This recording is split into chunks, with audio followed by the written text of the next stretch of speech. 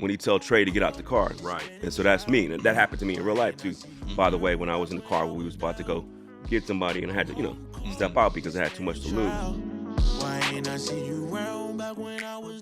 Were you always a virtuosic kid, like a creative kid, you know what I'm saying? Where, like you said, you chose to go with the arts. I mean, did you always want to get into being a producer or music or video? It's so funny. I always tell people the way I actually got into telling stories, because I don't really consider myself a producer, even though I'm a producer or whatever else, or exec producer.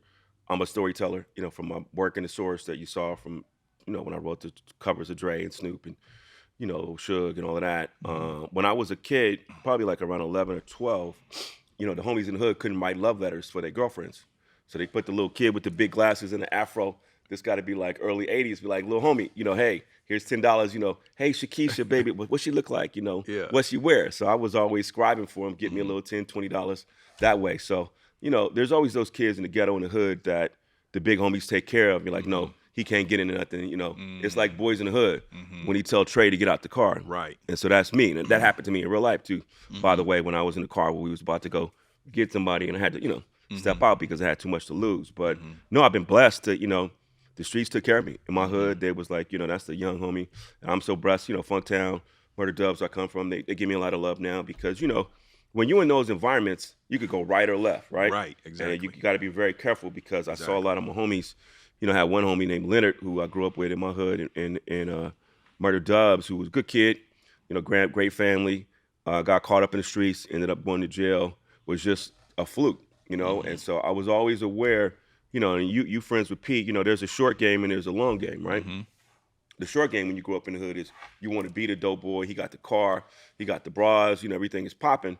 But sooner or later, he's going to go to jail, right? Yeah. And then people don't understand that's the real part of it. So as a person who saw that they was balling right now, getting all of the fly chicks, and you might not be whatever, it's like Cube said, it's a marathon and not a sprint. And so I saw that as a kid. I'm not sure I had that game.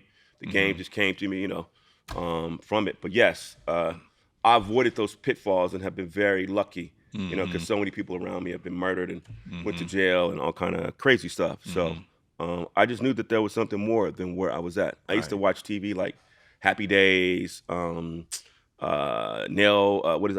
Carter. Nail Carter, give me a break. I used to watch Different Strokes where they was like living good. And I was like, damn, I got this old TV and, we in this housing authority apartment, but we going to get up out of here one day. So, I just was blessed to see the vision. You feel me? Did you have the support of your family?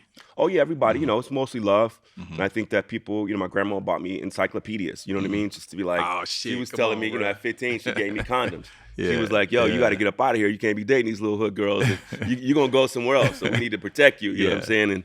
And don't get caught up. I remember I was in high school. I was like, I can't have sex with any of these hoochies, but damn, I want to, because I'm like, I got to get up out of this spot. Yeah. And so I was fortunate enough to be able to do that. But yeah, man, it's been a wild ride, you know what I mean? And able to try to, get out of the streets into Hollywood or whatever. Yeah, that's funny that you say that because my grandmother used to make me read the encyclopedia too. Yes. These youngsters would never know what it's like. We showing our age saying encyclopedia. She thought that was a big deal about me saying encyclopedias. And I was like, I ain't reading these big long-ass books. I read some of it, My kids just pulled one out the other day. We was going through the garage and they were like, what is this? I was like, that's the encyclopedia. I don't know what that was is. A big deal. I got the one from my grandma that had all the pictures too later on. Yeah. Yes, the human body and all. You know what I mean? We had the Encyclopedia Britannica. Britannica. Yeah, man. No, but I always knew. One thing I'll say is I knew that knowledge is power, and that if you believe in yourself and that you can, whatever. And I never say, I don't think there's a kids in the hood that God just kind of picks, and then you got to keep up with it. But it was tough though, because you grow up in those environments and you want the short term. And I went to college in San Diego State and then Columbia University, and so I was blessed to do that and get a master's, and I went on to the LA Times. So I mean, I pretty much out of school, I went to work at a big company and then started working with the Source, freelancing, and then wrote Easy E cover in '95 when Eric died, and I started writing bios for all the artists like Dog Pound. Shout out to Daz, Corrupt. I wrote Daz and Corrupt, his first bio back in '95, and Were you here in LA? I was when I graduated from college in New York at Columbia before I got my master's journalism. I ended up getting a job at the LA Times, and that was around the mid 90s, right? Right. The rise of Death Row.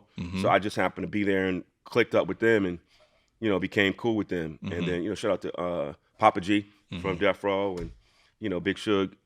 You know, he's controversial, but he was a good guy at different points. And so, you know, that's how I got in. I started writing freelancing for The Source, and that's how I got into the music journalism. And then, you know, Eric died in 95. And Pac died in 96. I wrote both of those covers. When you look back at The Source. I remember the Source cover with Easy on there. Yeah, with Eric. I still have it. I was at Eric's funeral. Yeah. And then Pac died. I was at the hospital there because I was going back and forth between writing for the LA Times and The Source.